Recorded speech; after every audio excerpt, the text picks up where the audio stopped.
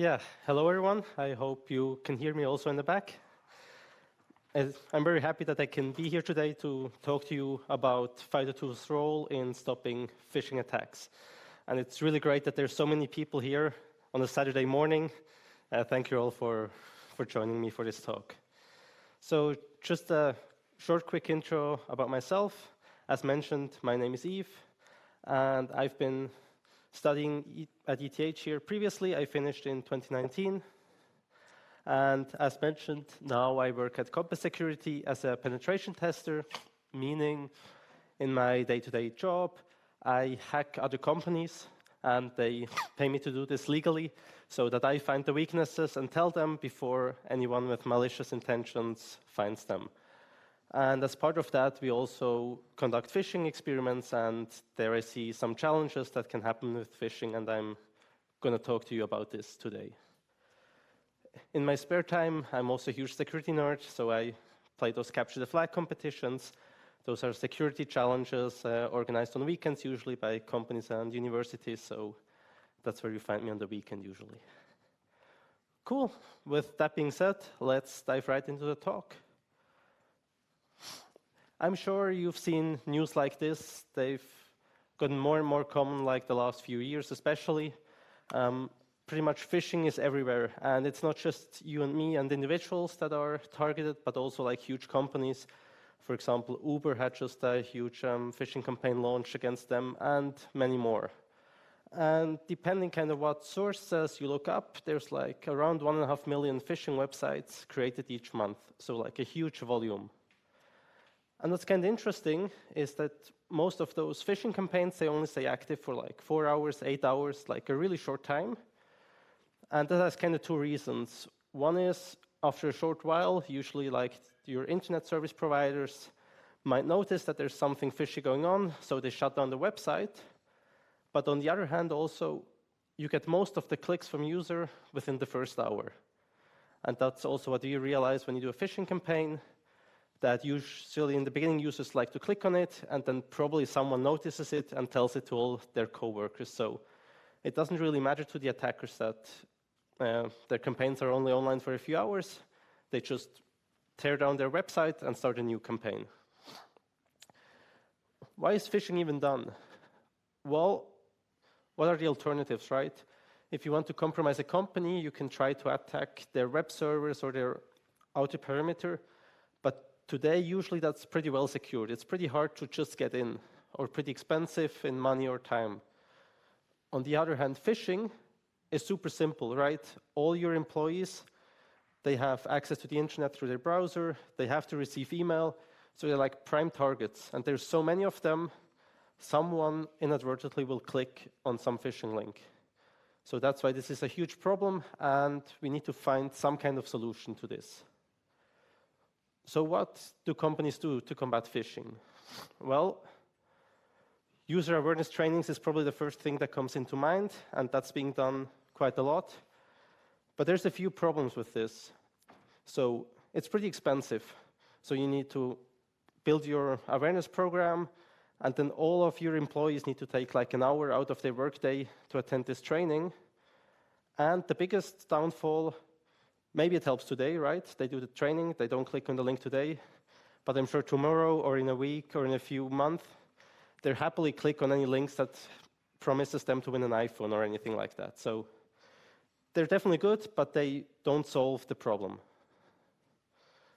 So what comes next? Well, a lot of people said, well, easy. Just use a second factor and all your problems are gone. Maybe you even heard that somewhere before. And yes, second factors are definitely good and they help, but we're going to see why this might not always be the case and why it will not solve all your problems.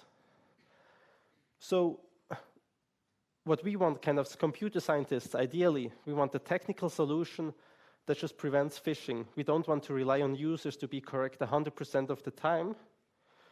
We just want an easy technical solution that just gets rid of the problem for us. And that solution is FIDO2, and that's what I'm going to present to you later on in this talk. Before we get to like all the benefits of FIDO2, I want to kind of show you the traditional 2FAs and why they might not always be the best solution. I'm sure you know all of those second factors. You probably have them registered with your websites, SMS, something like Google Authenticator, or many more.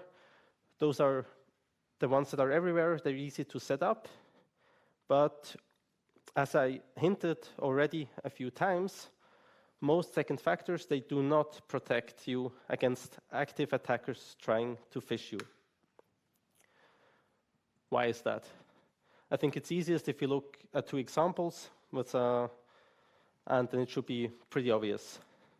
So here on the setup, on the left, we have the user. That's the victim of the phishing campaign, and they have an account with their bank here on the right. And we set up a nice phishing website called Phishing Bank. So the user receives an email with this phishing link or anything else, and they click on it without realizing that they're on a phishing website. So they happily enter the username and password because the phishing email told them they have to log in to change something. So what the attacker does here, they simply take those credentials and they forward it to the real bank. The bank just sees username and password and says, okay, please send me your second factor token. As an attacker, this is just sent back to the victim user. The user expects to get this response, so they happily take out their phone, log into their authenticator app, and enter their 6-digit code. And send it again to the phishing website. They still don't know that they're being phished. The same here happens. You just forward it to the bank. Now the bank has received username and password and a valid second factor token from the phishing website, from the attacker here. So it immediately grants access. And even though this user had a second factor configured, they still fall victim to a phishing attack. Now, what we usually get asked after this slide is, well, what if I don't use like Google Authenticator? What if I use something with push notifications? Is that better? Does that help? Well, it's exactly the same, maybe even easier for the attacker. So let's quickly step through it. We have the exact same setup. The user that goes to the phishing website enters their credentials. And now instead of just sending the response back to the user, the bank sends a notification directly to the mobile phone. The victim again expects this, happily clicks yes. This is sent back to the real website. And again, the attacker is logged in.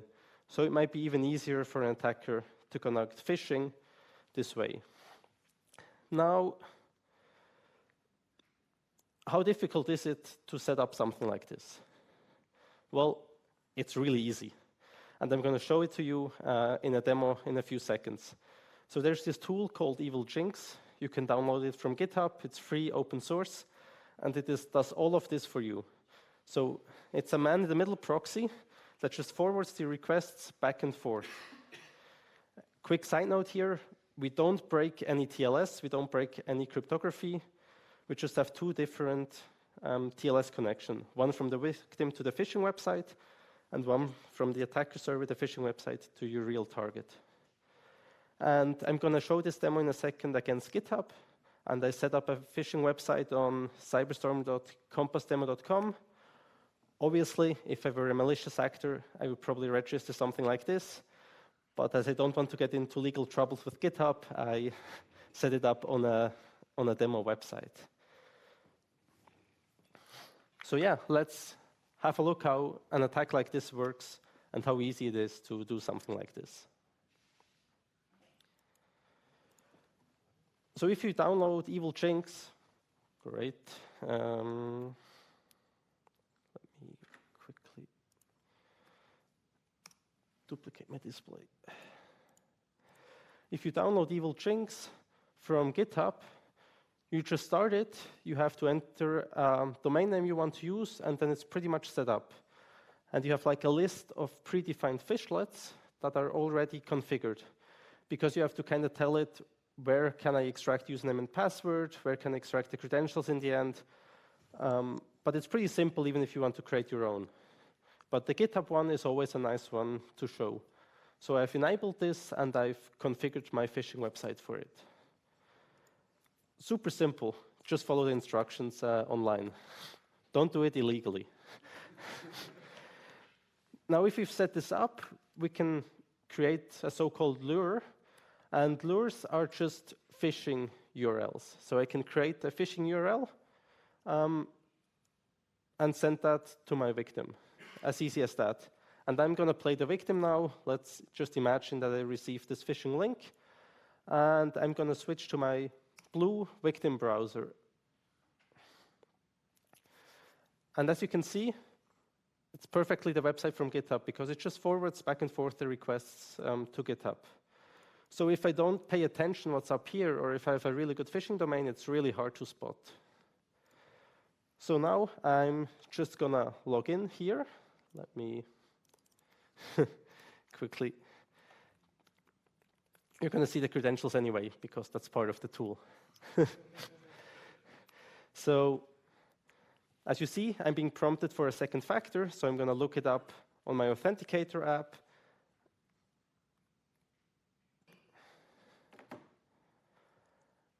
And here as the victim, I'm logged into GitHub. It looks like my normal account. I don't even realize that I'm on the phishing website. So they can just continue browsing, and they're none the wiser. But if you switch back to our attacker server, you already see here that we captured some credentials. You see we captured like username and password, which is already very nice. But as you recall, we have also a second factor. So this alone is not enough for us to take over their account. But what's really nice is we can now get more information here. So we can show the sessions that we've captured. And if we show some more details about this session, we see not only username and password that we've captured, but we see here like the cookie that was being sent back by GitHub for that user. Probably most of you know, just a quick reminder, cookies are sent back because HTTP alone is stateless, so that we don't have to log in on each single request. So if we have the cookie of someone else, we are them, we can impersonate them. So now it's as easy as just copying that cookie, and I'm switching now to the red browser, my attacker browser, and I'm going to GitHub. Just showing you in the beginning, I'm not logged in. It's a new session, and I have here a plugin where I can import cookies, but there's many ways how you can do this. So I just paste this in, import it, and if I refresh, I'm logged into the account of the victim. So even though they have the second factor configured, it's super easy for an attacker to set up, only takes a few minutes. And it's very effective to do something like this.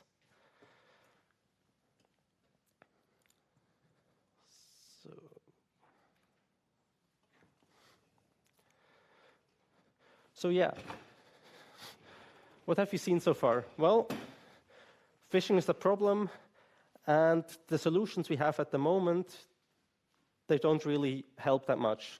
Phishing campaigns are costly, and traditional 2FAs, we just bypass them in the demo I showed you. So the solution to this is FIDO2, and the FIDO2 specification. And again, I'm going to talk about this now, and I hope you'll appreciate how cool this protocol is now that we've seen the downfalls of traditional 2FA. So if you start Googling FIDO2, you'll get a lot of those abbreviations, U2F, UAF, CTAB, WebAuth, and so on. And it might be a bit overwhelming in the beginning, but don't worry. It's actually quite simple, and we're going to look at that one step at a time. So FIDO stands for Fast Identity Online, and this is a specification that's being maintained by the FIDO Alliance. And the FIDO Alliance is a lot of big corporations that are behind it. Google, PayPal, Microsoft, there's like all the big corporations are part of this FIDO Alliance. So how this started was pretty much with PayPal in 2019. They were like, it would be cool that we can confirm transactions with just a fingerprint on your mobile phone without having to log in. So they created this universal authentication factor, UAF. And then a few years later, Google noticed that phishing is a huge problem internally and a huge risk to them. So they started to create a phishing-resistant second factor, and they call this U2F, Universal Second Factor. And they started talking, and they noticed actually both of those have like a lot in common, and it might make sense to merge this together and not just have a lot of different standards. So what they came up with was FIDO2. So pretty much it replaces UEF and U2F, so you can forget those two words already. And the new standard we have now at the moment is called FIDO2. So what are the building blocks of FIDO2? Well, on one hand, we have the relying party. That's a fancy name for the server, GitHub in the example before. We have the client that needs to support it. Usually clients are web browsers, but we're going to see that in a bit. And then you have your authenticator. What are FIDO2 authenticators? Well, there's a lot of them. Probably the most well-known one is the YubiKey. That's this small dongle here. But there's many more. Google has the Titan key. There's many others. You can also have keys that you cannot take with you, but actually like the TPM in a Windows device can also act as a FIDO key. Obviously, then you can only log in from this device and not from your computer at home or your mobile phone. What are the clients that support FIDO2? Pretty much every modern web browser, so Chrome, Edge, Safari, Firefox. You can do it on Android and on Windows. iOS is a bit of a special case. I'm going to talk to it a little bit in the end, how you still might get there with iOS, but yeah, they're not as forward as the other things. But if you use Safari on iOS, you can still benefit from it. And what websites support FIDO2? Well, pretty much all the big ones. Google, Microsoft, Amazon, and so on. So unfortunately, there's not that many Swiss websites yet that support it, especially the Swiss banks lag a bit behind. But like all the big international companies, they usually give you the option to register a FIDO2 key.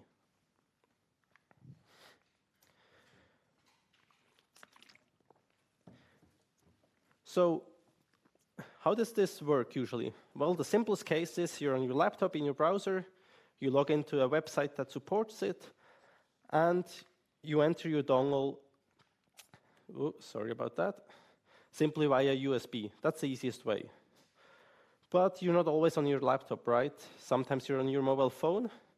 And yes, this one here supports USB-C, so I can plug it into my Android phone, but it might not work with the iPhone, maybe with the newest one, or there might be other issues. So you can also use it with NFC. That's pretty cool.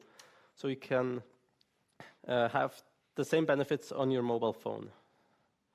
Or, as I kind of mentioned in the beginning, you can also have this is called a roaming authenticator, because you can take it with you, but you can have like a platform-bound authenticator like Windows Hello, and you can also use that. Now, I mentioned FIDO2 a few times. To go a bit more into detail, FIDO2 has pretty much two specifications, WebAuthn and CTAP. And they come into play here. So between the client, so your browser, and the relying party, if they need to talk FIDO to each other, that's being done using WebAuthn. It's a new standard, and we're going to look at it in a few slides. On the other side, your browser somehow needs to communicate with those dongles, right? And that's, again, a protocol called CTAP here. CTAP1 for the legacy authentications I showed you before, and CTAP2 for FIDO2, so the newer one.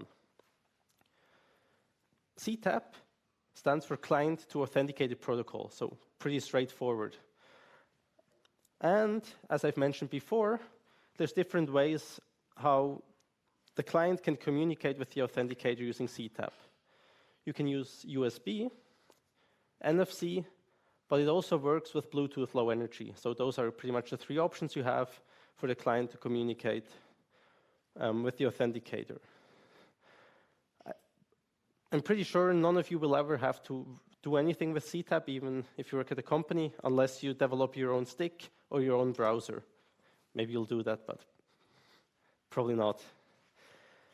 On the other hand, the second part of FIDO is WebAuthn. And WebAuthn is, since a couple of years back, it's an official standard now. And since then, it's become much more widely adapted. So that's pretty cool.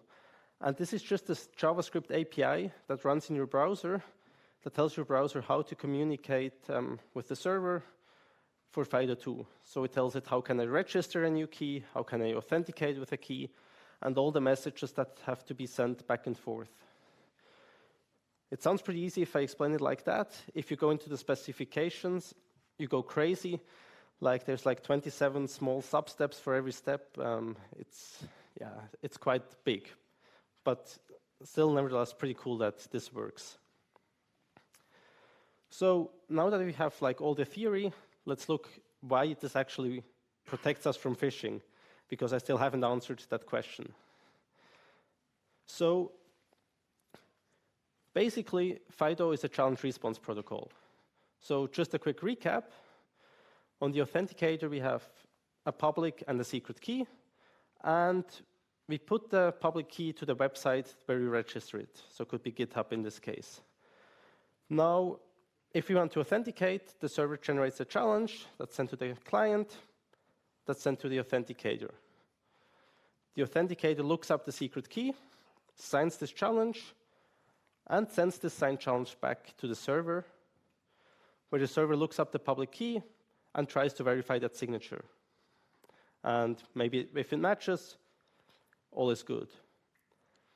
Now, if we just do that, does that protect us from phishing? Yeah, you're right, all of those that were shaking your heads. No, if you just do that, an attacker can just forward the challenge back and forth and the signed challenge back, and we have the same issue. So FIDO2 actually has like a lot of different security mechanisms sprinkled into those different steps. And probably the biggest one and the most important one is that it doesn't just require a challenge, but it also sends the origin. I put it in quotes because it's a lot more complex in practice, but it's good enough for what you're doing here. Think of the origin just as the name of the website, so github.com, google.com. That could be the origin. And now we do pretty much the same challenge response protocol, but we also always send the origin with it. Again, if you just do that, still does not protect us from phishing, because also an attacker could just send the origin. Now is where it's getting interesting, and I'm going to show you the key points in the protocol, why that helps us. The browser that supports FIDO2 has to do an important job when it receives the challenge and the origin. What it does is, it looks at the origin it receives, and it looks what's written in the URL bar, because the browser can do that. And then it checks, is this the same or not? And in our example before, the origin from the server is github.com, but in the URL bar we had cyberstorm.com, pastimo.com.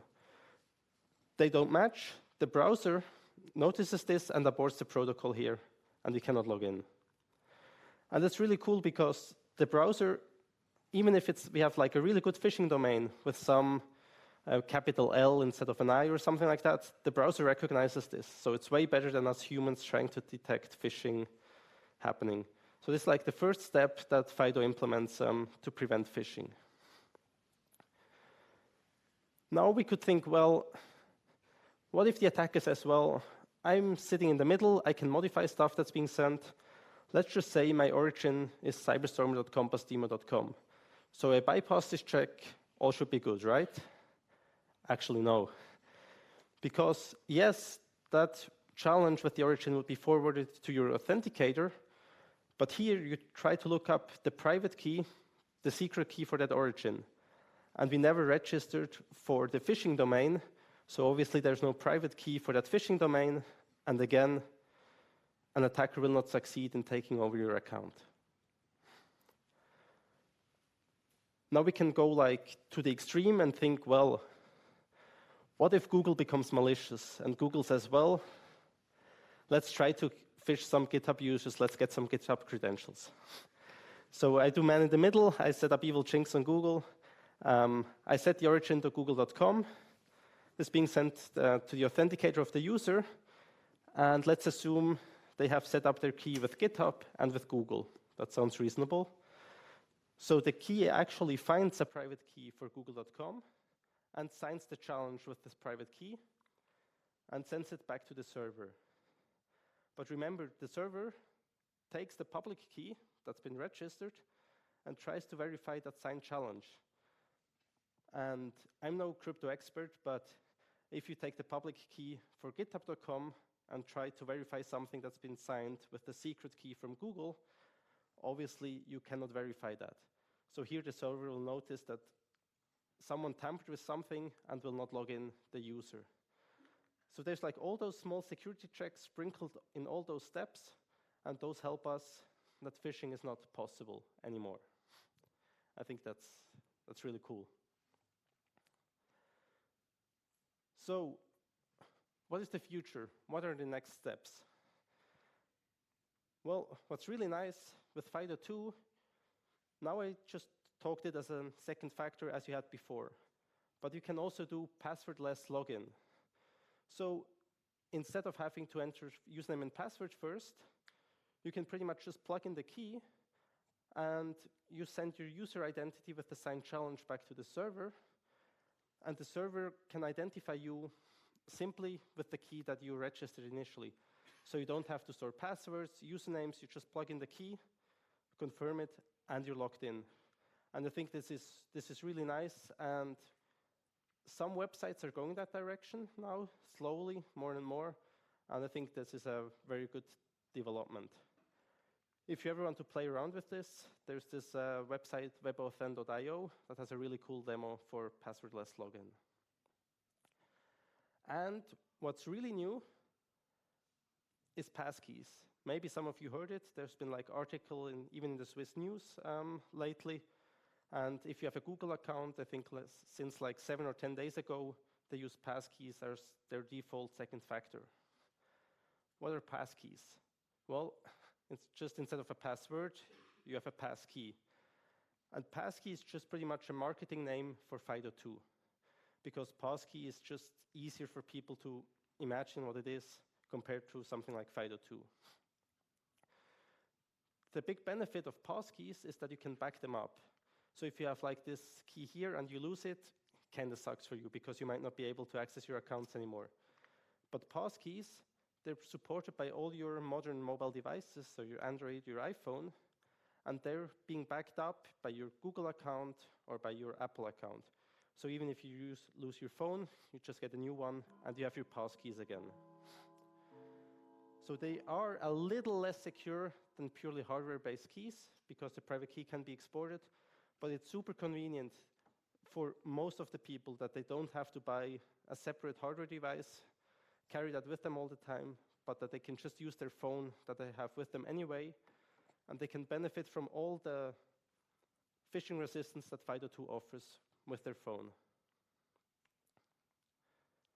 So, to quickly recap, we've seen that like traditional 2FAs, like they're used with most websites, they're good, but they're kind of inconvenient and they're not phishing resistant. On the other hand, we have this new protocol, FIDO2, that's phishing resistant by default. It's very simple to use.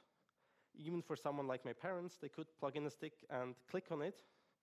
And it's being more and more widely adapted, so like all the big companies support it. So I think, yeah, it's really cool and you should definitely use it.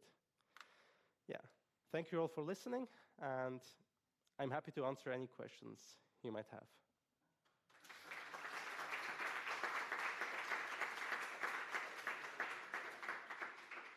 Thank you very much for this very interesting talk. So does anyone have any questions? Yes. Hold on, I'll start with. A question about the demo you showed before with the 2FA. So disabling cookies would not grant access to the attacker, but still leak the password and username. Is that correct? Well, yes. Well, if the server would not send back a cookie, then you would not get that to log in. But then also, what does the regular user do? If they don't get a cookie, they cannot really use the website, right? Because even if you want to use a website normally, you log in and you get a cookie because you sent that on each subsequent request to prove to the server that you're this user. And it doesn't just capture cookies, just GitHub uses cookies, but also if you used other methods like JSON Web Tokens that are used for authentication quite a lot, you capture them the same way, and you would just have to send those instead of cookies. So yes, if you have a server where you can log in without cookies, then it wouldn't capture those, but then, yeah, I don't know what the use case is for a server without cookies.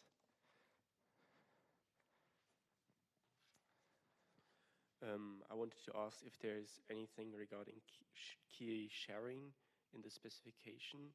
So if, for example, you're a family and you want to access the same account from multiple keys, how would that be realized?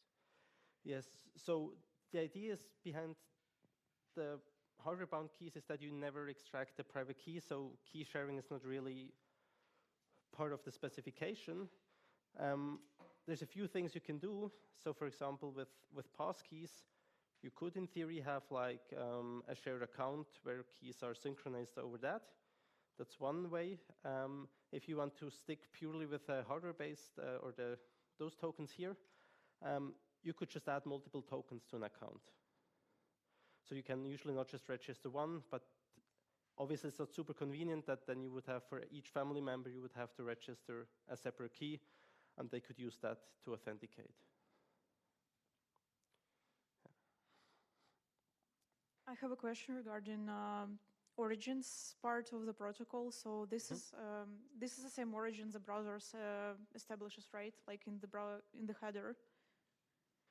So the feeder receives the same value from the header origin.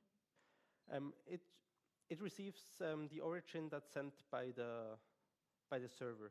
So yeah, pretty much what's up in the URL bar. If you pass it. So as far as I know, the browser cannot just change the header origin by itself. So it's done with JavaScript, basically. No. The browser could, yes, the browser theoretically could change that, but in this attack scenario, right, the attacker sits between the browser and the server in a man-in-the-middle position. The attacker should not have control over the browser. So that means it just like puts a different value here. Okay, so I'm just wondering, like FIDO2 sounds great, but does it have some misconfigurations? For example, is it susceptible to origin none, for example, kind of attacks? No. So it has it has misconfiguration. So if you implement it poorly, if you forget to validate the signature properly and stuff like that, obviously you can code it poorly. But the origin check, that's being done in the browser. So unless like Google, that if they do Google Chrome, they screwed up something there. This check is actually pretty strong. So the origin, as in quotations, as I said, the relying party ID, how it's called in the specification, that's sent from the server is actually something that the server sends to you. And what the browser looks up actually is what is in the URL bar. So yes, maybe you could create some scenario as an attacker where stuff mismatches, but then the protocol just aborts. So no, there's not really any kind of similar to cores where you have like non-origin stuff that can go wrong. You don't really have those issues with FIDO2. Okay, thank you. Sure. There's one more question up here. So with this hardware-based key and with passwordless login, can it be dangerous if you lose the key? I mean, there is another, Yes, this is like a big challenge with those keys. So there's a few things you can do.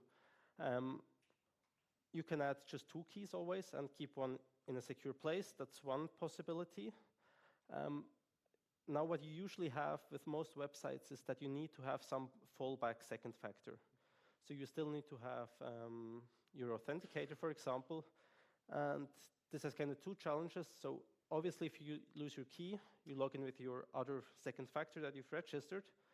Then you just need to be super sure that you're not on a phishing website, but this one time you just type it in yourself instead of clicking on some email.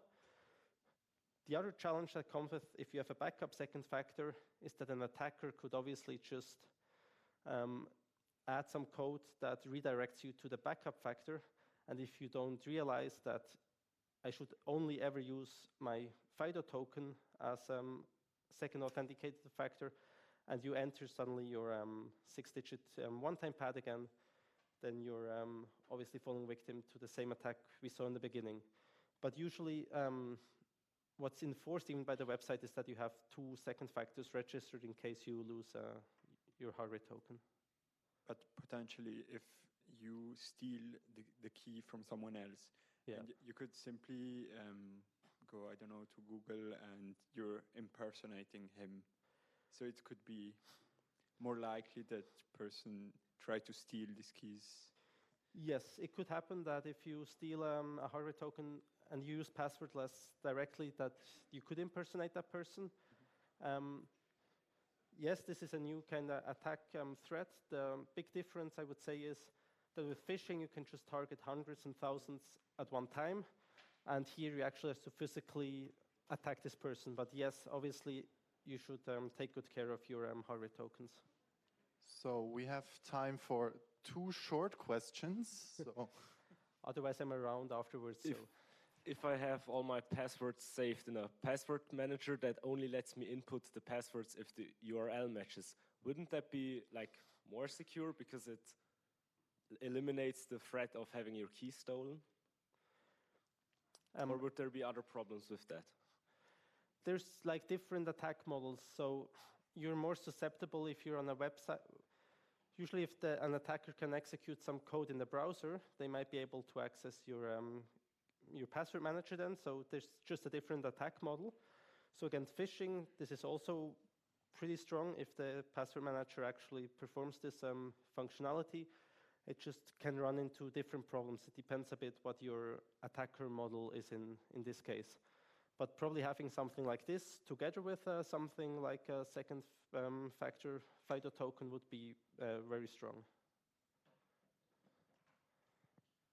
Do you know if there are any FIDO2 implementations that instead of a dedicated piece of hardware use the hardware-backed key store, for example, on Android? Yes, so pretty much passkeys. So the new thing that's coming that uses the FIDO2 protocol, but where it actually, they use usually like the hardware-based key store, or on Android or on iOS, the secure enclave to generate keys. Obviously, they're then synced. Or probably the one that we've had for the longest is the TPM with Windows Hello, where you actually have like the keys on your device. So the sync is optional. So if I don't want to share my keys with Google, I don't have to do this, right? In theory, as part of the specification, it's optional. Because passkey is pretty new, I'm not sure if you, as a user, can disable syncing for individual keys. I know the website can say if they accept synced keys or not, but because it's still so new, I'm not 100% sure, so I don't want to tell you something wrong here. Okay, thank you. all right, thank you for your question, and thank you again, Yves, for the excellent talk. So I would close the Q&A here and let you get on to your next talk. And a round of applause again for Yves, and then don't forget to take drinks.